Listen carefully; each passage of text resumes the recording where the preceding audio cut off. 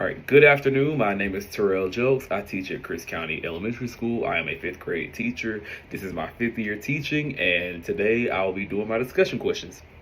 And so, just to jump right into it, question number one asks you which of the four methods for needs assessment would you choose and why? And I thought about this, and I'm like, okay, now I do like my data, and like I do like looking at data and such. So at first I was like, oh, surveys, obvious. But then I was like, but wait, Terrell, you kind of want to be able to narrow down some stuff. And so after some thinking, I decided that I thought focus groups would be the best method. And the reason I like that method is because it kind of allows you to hear like a lot of different perspectives at once. And also while we're there having those focus group discussions, it encourages people just to talk and participate. And that brings out a lot of insights and that you might not get from surveys or even like one-on-one interviews, because like with surveys, you just kind of have little basic simple answers. And with one-on-one interviews, sometimes it may just be a little awkward for people to have a one-on-one discussion. But when you have like those other people there discussing with you and whatnot, it kind of breaks the ice a little bit. And then next thing you know, people are like kind of bringing up stuff that you never thought about, and you're just like, I never thought of it that way, but now I am. But now I am. And I just think it would give me personally a clearer picture of what teachers and students truly need. And it allows for me to ask those follow-up questions on the spot right then and there, which helps me gather more useful data per se. And just to keep that one short and simple, that's all I'm gonna say for that. All right. Question number two. Oh God, when I heard this question after watching the video and I was writing it down, I'm like, well, dang, Terrell, what am I gonna do? An elevator speech? It's so. I'm gonna tell you right now, I wrote one down. I typed it up. I made sure I practiced it. And I'm just gonna read it for you. So here is my elevator speech, and this is what I would say. Hi, my name is Terrell Jokes. I teach fifth grade at Chris County Elementary School. One of the things that I am most proud of is how our school fosters student creativity and collaboration. From project-based learning to student-led discussions, we make sure every child has a voice and an opportunity to explore their strengths. We celebrate successes, big and small, and our students consistently show growth academically, yet socially. And socially. Okay, and you're probably wondering. So, one of the things I wanted to highlight was our creativity and working together, collaboration. And I think that's just something our school really does make important every day.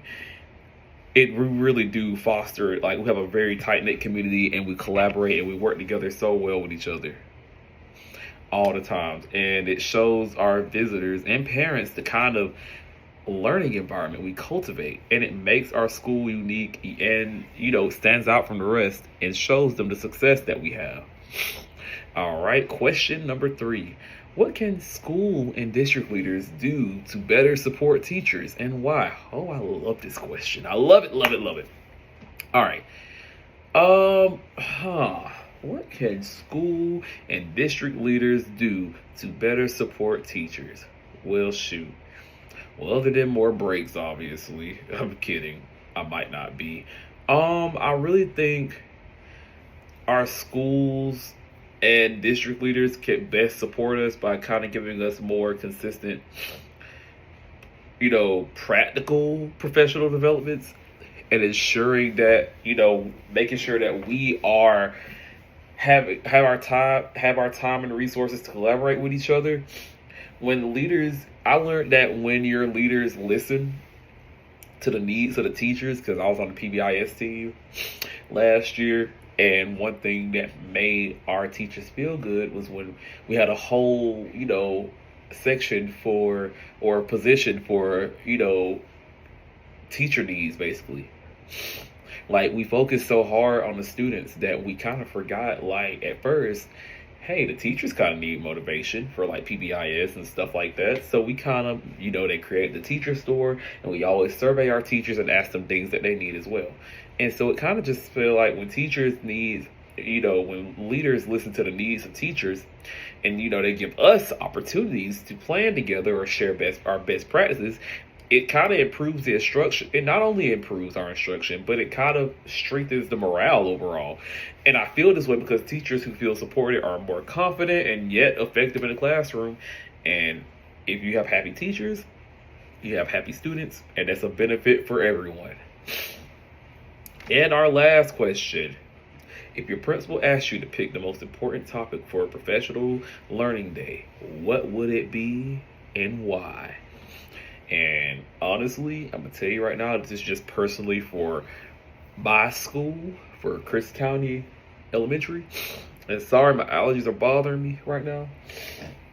I have my nasal spray right here, but I'm trying to wait to put it in because I don't want it to be in the video. But if I had to choose a topic, I would pick classroom management, honestly. Hands down, classroom management. Even teachers with strong content knowledge, and I know a lot of teachers with strong content knowledge, your lessons can't be effective if students are not engaged or they're constantly disrupting, or it just kind of brings distractions for everybody. I feel that this is the most important because strong classroom management really impacts the student learning and creates a positive environment overall for the kids. And as a teacher, I had to learn myself that you have to set that tone at the beginning of the year. I remember my first year teaching thinking like, oh, I was just going to go in there and be a very laid back, cool teacher. Heck, when I started teaching, I was like, 23, 22? I was like 22, 23 years old. And I'm sitting here thinking like, oh, I'm young. I can relate to the kids. I'm not really that much older than them, blah, say, blah. And I realized very quickly, that you can be that cool teacher if you want to be, but you have to set that tone, and you have to let those kids know, like, hey, I am chill, and I will work with you, but I'm telling you right now that you will not cross me, you will not disrespect me, and that you are going to do what is needed in this classroom to showcase the best of your abilities. And once I kind of found that balance, I found my classroom management becoming much better, and I have less and less problems these days having disruptions or having to micromanage behaviors during classroom classroom instruction. And so overall, I feel like giving teachers the tools to kind of help manage behavior consistently will have an immediate practical effect on like day-to-day teaching. And we got it done. My name is Terrell Jokes. Excuse the allergies. This class has really been an eye-opener for me, and it's overall given me just way more confidence in my teacher leadership abilities. And so, Dr. Crosby, I do thank you so much for that as well. And I will also say, thank you to all my other teachers that are in the leadership specialist programs and for my master's program as well. Y'all have been a huge impact, and it have really opened my eyes more in education. I'm always learning. So with that being said, thank you so much, and that is all.